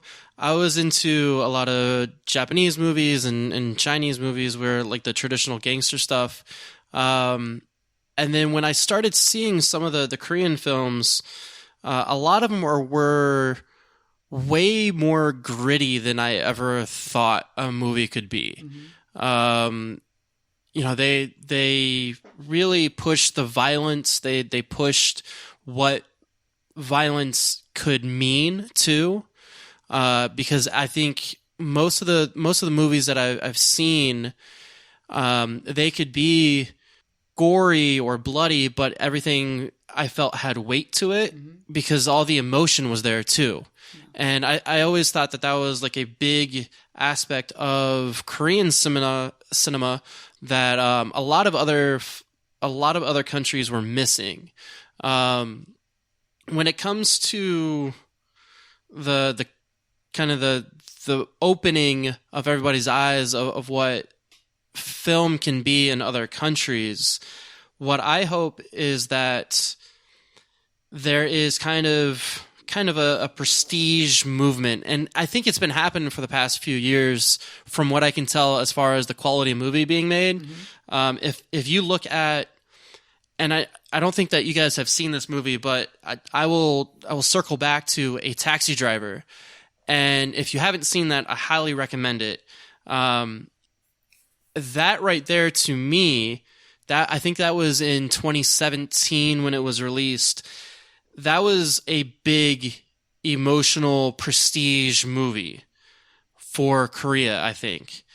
And with the success of Parasite, I think you're going to see a lot of that start coming out, that there's going to be a little bit more of our tours in there that are going to be able to make a bigger splash. And I really, really hope that happens. If you look at it as far as kind of comparing it to America, you have 80s and 90s like action, and then you start some of the indie stuff. Yeah. You start some of the more art house stuff. And that's really become prevalent over the past 20 years. And I think when you look at Korean cinema, as far as from what I'm seeing, because I'm not an academic, I'm not writing papers on this stuff, right? But I am watching the movies and consuming them as much as possible because I think it's amazing stuff. And there is similarity between the kind of violent, bloody action movies to now the ones that are gaining attention and garnering respect are those art house films and those bigger ones that are getting the bigger splash. And for Parasite to win Best Picture, I think that's going to really, hopefully, put a bigger spotlight on there and give them kind of a credibility, and also thinking that, yeah, we can do it. We can, we've been doing this for a long time. We've been making these amazing films, but now we have the credibility for it. Now we have kind of the respect for it. We have the shine for it.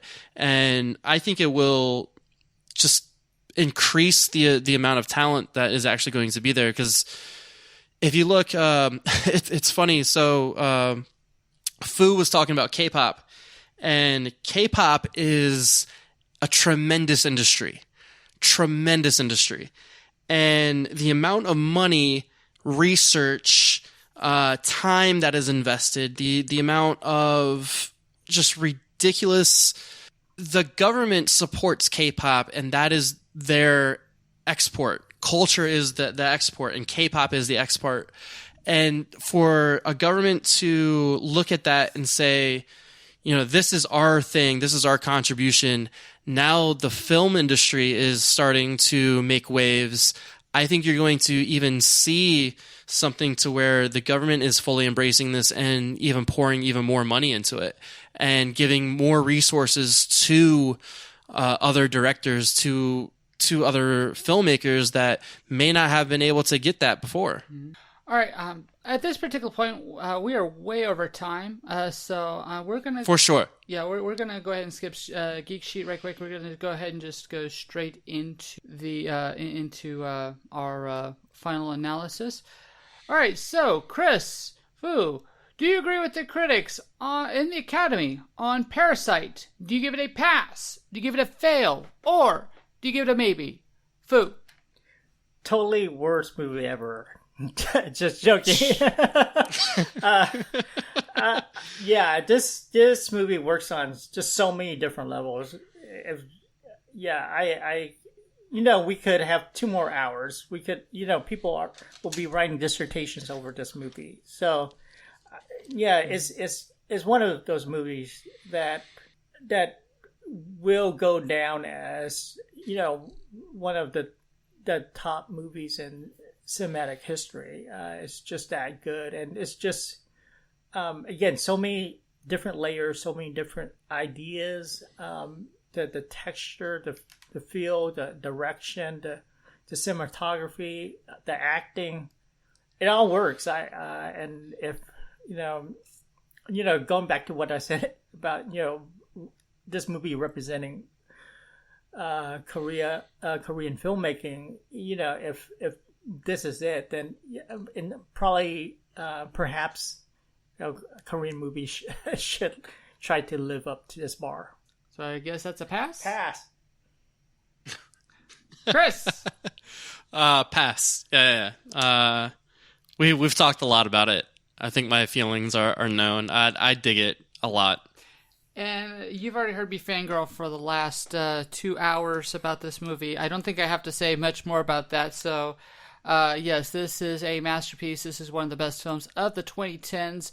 Definitely the best film of last year, and it should have won the Academy Award. Simple as that. So, absolute 100% pass. All right, so, gentlemen, where can we find you on the internet? Phuc, start us off. Phuc Luu, Phuc, last name Luu, LUU.com. And you can follow me on Twitter, Instagram, Facebook. Chris?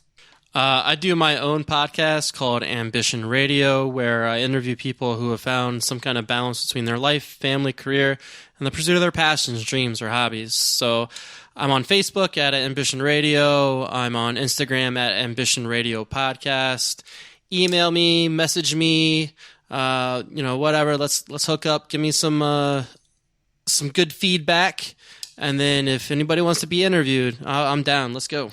And, of course, if you're wanting to follow us over on Art House Legends, you can do so on our Facebook page as well as Twitter at Art House Legends. If you want to listen to all of our prior episodes, all 220 episodes, you can do so by going on to Apple Podcast Store. You can hit us up on Stitcher, Spotify, iHeartRadio. You know all the drill.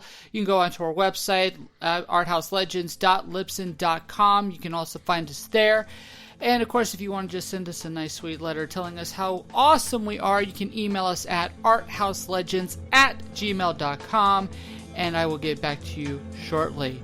Gentlemen, thank you so much for joining me for this episode. This is MovieDude Eric. This is Chris Tondevold. This is Phuc Luu. And Phi.